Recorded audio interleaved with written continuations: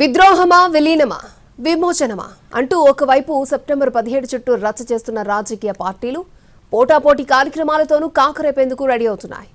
కాంగ్రెస్ ప్రజాపాలన దినోత్సవం పేరుతో అధికారిక కార్యక్రమాలు నిర్వహిస్తూ ఉంటే అటు బీజేపీ విమోచన దినోత్సవాన్ని పరేడ్ గ్రౌండ్స్ లో అట్టహాసంగా జరిపేందుకు సై అంటుంది. సెప్టెంబర్ 17న పొలిటికల్ పార్టీలు వేటికవే పక్కాగా కార్యక్రమాలు నిర్వహించేందుకు సిద్ధమయ్యాయి.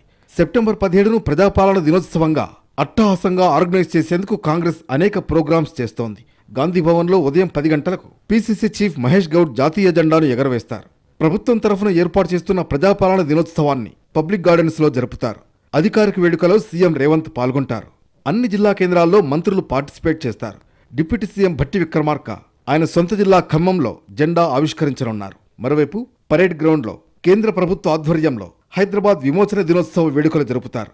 ఈ కార్యక్రమానికి ముఖ్య అతిథిగా కేంద్ర రక్షణ శాఖ మంత్రి రాజ్నాథ్ సింగ్ హాజరవుతారు.